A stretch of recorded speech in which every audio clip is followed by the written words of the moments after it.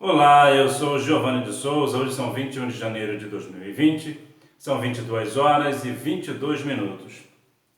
Mateus, capítulo 9, versículos 14 e 15 nos fala assim: Então chegaram ao pé deles os discípulos de João, dizendo: Por que jejuamos nós? E os fariseus, muitas vezes, e os teus discípulos não jejuam.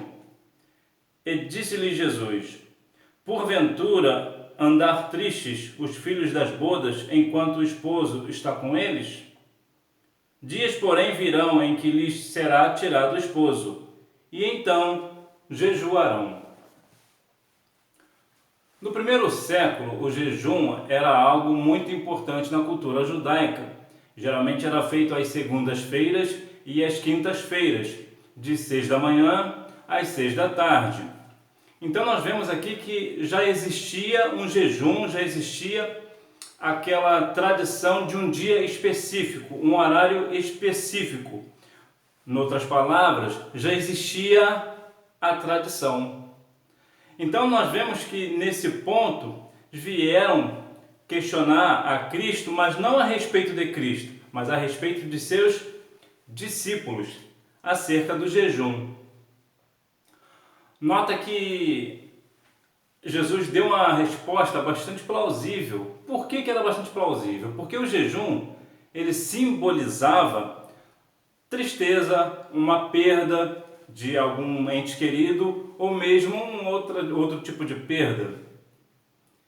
E estavam ali justamente numa questão, Jesus ali aparecia como um noivo.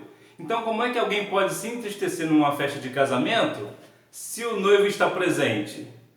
Como é que alguém vai jejuar numa festa de casamento?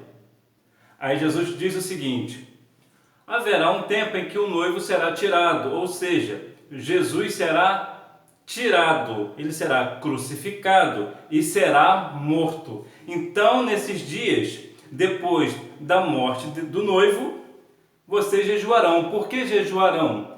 Porque ficarão tristes, porque o noivo está morto, não está mais presente. Então, nesses dias jejuarão. Então, nós vemos aqui um ensinamento bastante interessante para nós a respeito de tradições. O jejum, ele é importante, agrada a Deus. Entretanto, aqui existe uma outra questão que é o jejum pré-definido.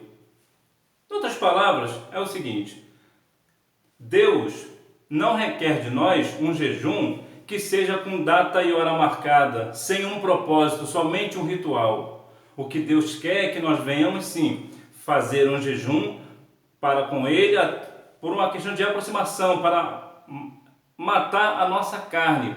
Mesmo porque quando alguém jejua, Deus não vai te amar mais por você jejuar. O jejum, na verdade, melhora você, melhora a mim. Então, por quê? Porque vai matar a nossa carne. Então nós vemos que nos momentos sim difíceis, nos momentos que nós realmente estejamos tristes, assim nós iremos jejuar. E o jejum perfeito, que está lá lavrado no livro de Isaías, capítulo 58, é o que nós devemos fazer: jejuar perante Deus, entretanto não maldizer o irmão, não fazer os nossos trabalhos. No tocante é o seguinte: é um jejum completo, é um jejum da leitura da palavra, que vamos sim nos abster do alimento e da água, né, por assim dizer, a bebida, mas que também iremos encher o nosso coração, a nossa alma, com a leitura da palavra e com a oração. Então, o jejum, neste ponto, ele sim fará a diferença. Então nós vemos que muitas das vezes pessoas perguntam, os religiosos chegam para perguntar. Na verdade não vai perguntar necessariamente, talvez não a você, mas vai perguntar a outrem.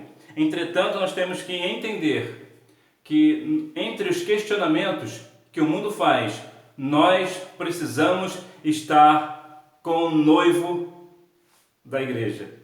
Por quê? Porque a igreja é a noiva. É bem verdade que numa festa de cerimônia, numa cerimônia de casamento, a noiva é a que é mais olhada, é mais vista. Todas as pessoas esperam pela noiva.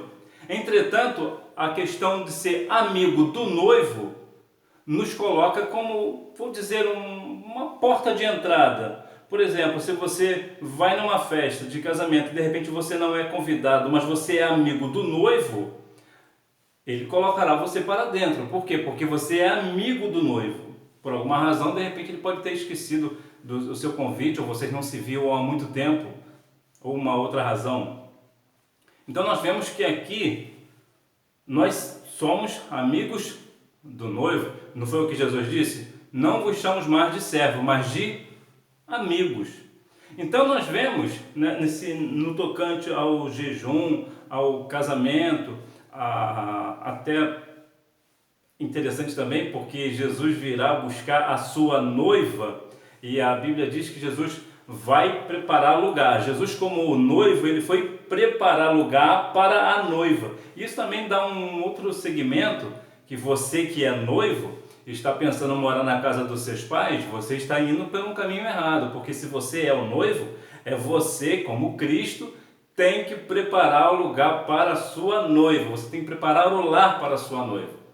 Então, que Deus em Cristo continue abençoando a sua vida, que nós venhamos sim jejuar, tanto no individual como no coletivo, mas que venha não por uma situação de um ritual, somente uma tradição, mas que nós venhamos sim fazer com o nosso coração voltado para Deus, até para que nós venhamos mortificar a nossa carne. Que Deus em Cristo abençoe a sua vida. Tchau!